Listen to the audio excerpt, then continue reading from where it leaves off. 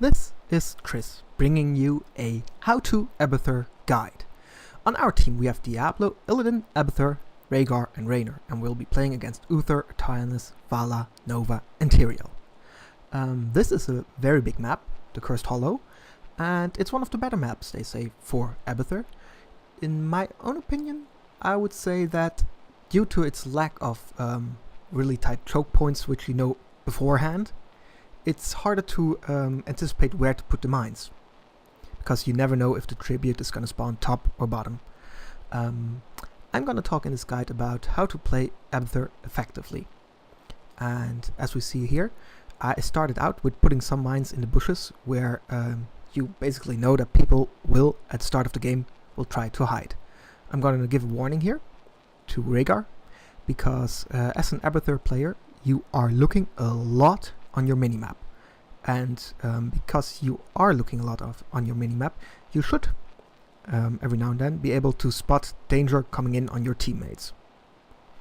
We are getting attacked here by a Nova player who very aggressively ran into our... yeah, she's not gonna get out of that alive. Well, I'm not sure that was the best move for their Nova to make. But we're back again, and so will she be in a second or two. So that really wasn't the biggest deal. If you're playing Abathur, and especially if you're going mines build, it's very important to know and to anticipate where your enemies will be going. As you could see, just now I was putting down mines on their side of the map on a tighter spot here on the map, because I'm assuming that if they want to rotate down from the top lane, or if any of their lower lanes will rotate up, they will pass this point. Best would of course be if we hit a squishy like Nova with it, because it should really take out a big chunk of her life. Or if she has been hit before, it will just outright kill her. Other uses for the mines are to give vision, so they are in itself a tool to warn your allies. And another tool for it is the possibility to use mines to create a spot for yourself to tunnel in. So if you want your body to be at a specific point which you cannot see, put a mine there and tunnel in afterwards. Let's see, Uther is going up. We're gonna warn our teammates that people are coming in. Nova is in the mid lane at the moment, but we have two of our heroes over there, so that should be fine. I have warned these two, so they better take care. And the tribute spawns in the bottom lane. So, an important part about having an Abathur on your team, not just playing Abathur, but having him on your team, is that you have to know that you're down one man.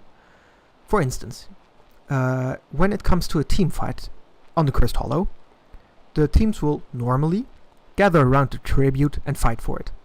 Since Abathur is not like the other heroes physically present during a fight, they will be down one body, which means that they cannot divide the enemy skills, shots and damage as evenly, and they will be and our team will in the end be dealing less damage most of the time. So how do you deal with that? On a map like this, it's very important to keep fights like these going for as long as possible, because while everyone is down here fighting for the tribute, we can soak with our body in the lane wherever we are, and if we find the time, we could even soak additionally with using our symbiote somewhere else. Our team, however, is doing very well, and with a bit of luck we'll be hitting level 7 before our enemies, which will give us a lot of power, and would ensure, even though we already took out some of their heroes, that we take the first tribute as well. So this is actually a very good example how a team can work together with an Abathur, meaning stall out the tribute as long as possible, give the Abathur player time to soak experience, and then once you're up a power level, once you're up a skill, you can go for it. And let's see, our team is still doing very well. Even though Diablo is very low, we're gonna help our Illidan player a little bit here. He's going around. The tribute still hasn't been taken. We are still soaking in top lane, which explains our experience lead. Illidan is in trouble here. Hopefully he can get out. We are going to shield him a little bit. And in the meantime, we're going to try to soak some more experience. Because one of the key things to remember is that before level 10, soaking beats most things. You really want to hit level 10 before your enemies and capitalize on that time before they hit level 10. Illidan is still very much in danger, and he might fall, but he seems to be able to get out. But deciding to go back in again. We're gonna reposition a little bit here so we get close enough to get the experience. In the top lane, we're gonna soak a little bit and push. Oh, our team did it finally. We get the tribute. Look at the level difference. We're level 8, they are level 6, and Illidan is calling for a good game already. Might be a bit early, but let's see how the rest of the game goes. I'm complimenting our team here because, as I said, it was really well done by our team to prolong the fight as long as possible, to get that level lead, to get that power level lead. And Nova has tried to go in for us again. We have to be careful of her. In the beginning of this video, I stated that as an Abathur player, you look a lot on your minimap. You have to watch it, see what's going on. Stealthed heroes don't appear on the minimap, which means that as an Abathur player, you will quite often not see them closing in on you. So one of the things which you can do is stand very close to your own defenses. For instance, right now I'm standing in between 2 turrets and our fort there. And another thing you could try is standing close to your wall. Because if they are coming in and if you have time enough to react, you can just walk over to the other side of the wall and they sometimes will have trouble following after you. If they follow after you, for instance, Zeratul blinks in after you, you cross the wall back into the other side, into safety, and he will hopefully not have the wormhole talent at that point and will stop chasing you. Or, like we saw in the beginning, he will just die just as you did. There is another tribute up right now, and we're looking if we can help out here. We're gonna help out Illidan for a little bit, pick up our heroic here, and based on how this fight is going, and based on the map, I chose the Monstrosity here as our heroic. Monstrosity is, in my opinion, the weaker of the 2 heroics, but it does have its merits. For instance, if we would manage to curse the enemy team, all their minions will have like 1 HP left, which means that it's very easy for your Monstrosity to level up to that level 30 power level. And that would make it a very formidable force to deal with. Also on this map, because it's so big, it's nice to have multiple lanes being pushed out at once without you having to pay too much attention to it. Personally, I would really like if Blizzard would change the Monstrosity at least, if not really power level, bringing up the numbers, just change it in the way that you can give the Monstrosity while symbioting a command and it following through with that command even after leaving symbiote. For instance, you symbiote your monster, tell it to go to the bot lane and then release it from your symbiote and it would go down. As it stands, it does not. It will just return to the lane it was in and push automatically. We are fighting in front of us. Our team will hopefully be able to push them back a bit. We are level 11, they are level 9. We've still got that those level leads from the beginning of the game, thanks to them stalling out. And we're gonna symbiote our Illidan player here. He's going in deep, which means that our Spike Burst will hit more enemies. And it seems that they will be retreating.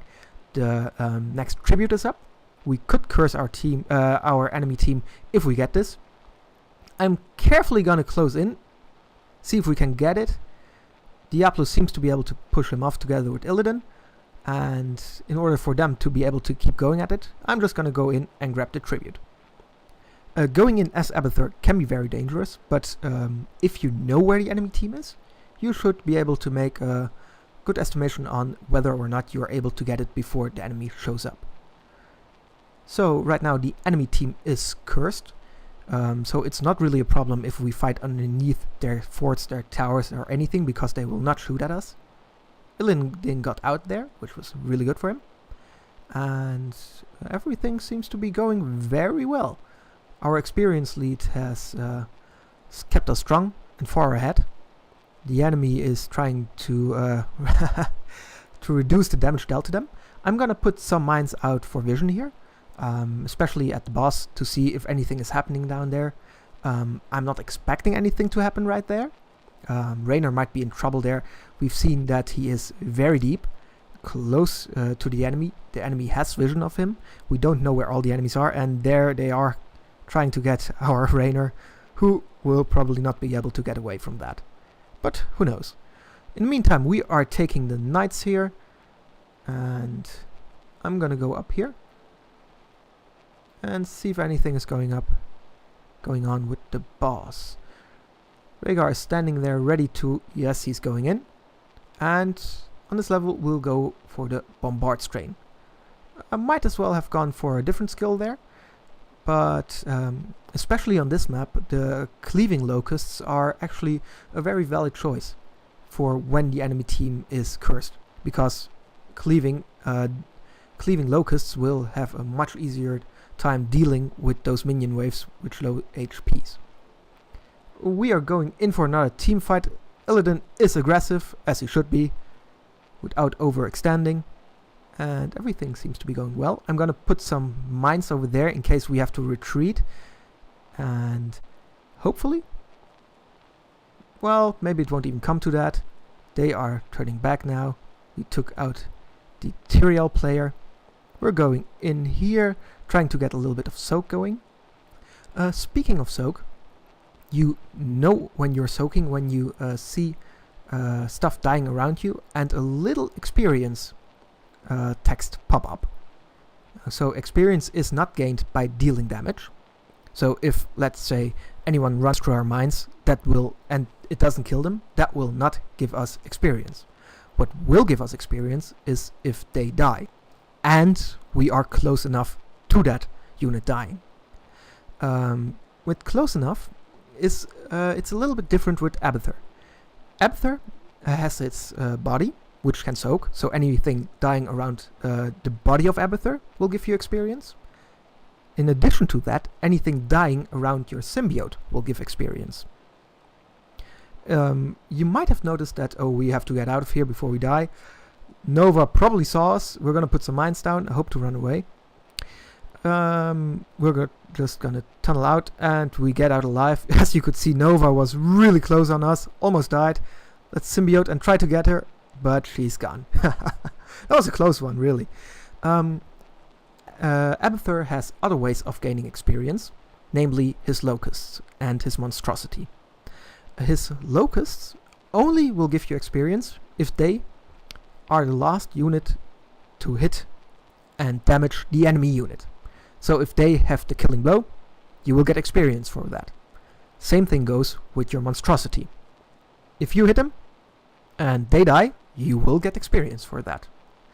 Which is why Abathur has actually a pretty easy time on dealing top siege damage, because your units are just going in, they're just auto-attacking, and he's very good at gaining experience if you play him right. So you body soak, you use your symbiote to soak, your locusts are soaking, and if you take the monstrosity, your monstrosity is soaking as well.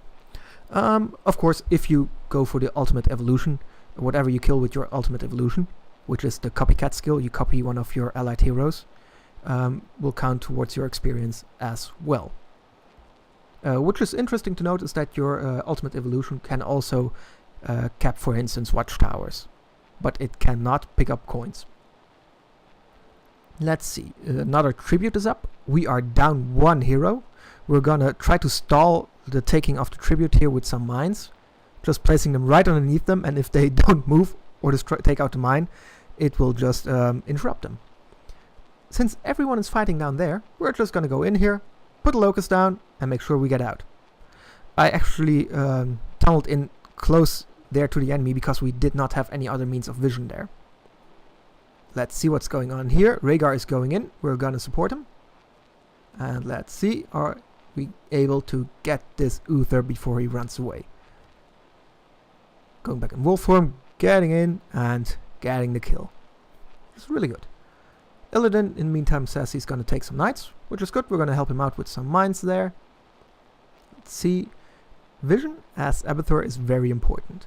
Like I said, you spend a lot of time looking on your minimap, which is why I am trying to look if we can take this watchtower from our enemies. I am not sure we're very safe here, so I will try to get out of here as soon as possible. And I will do this by means of going through their siege camp, slapping their siege giants, putting down the locusts and hitting them. As you could see, there is a fight going on, very close to us, but I'm just hoping that the enemy team is too occupied with our team to do anything about this. And after taking these, our enemy team will have the choice of defending, which some of them will have to do, or taking damage on their core because they don't have any buildings anymore. And this will give us time to continue in taking more of our objectives on the map. In the meantime, we're gonna wait until our locusts are back up again and try to help out our team here, who are closing in for the kill. We have 4 seconds to go on our cooldown, and it's up. We're gonna slap the giants, have been putting some mines underneath them, so they will be damaged over time as well from the mines. Symbioting one of our locusts for maximum damage, and taking out the siege camp. Someone is calling good game again, which is again Illidan, who in the beginning of the game said we would have a good game. And he's probably pretty right about that. The enemy core is down at 15%. Probably everything is to no avail anymore for the enemy team. And yes, we won. Would have gotten the curse otherwise, because as you could see, the enemy team was all around their own core defending. So we were in a great position to go in, tunnel in there, and grab that last tribute. This is our score. We have been doing pretty well. Our team has been playing very well with us, which is very important because Abathur really is not a carrying hero on its own. You need your team to work together. Now, I would like to thank you for watching and have a good one.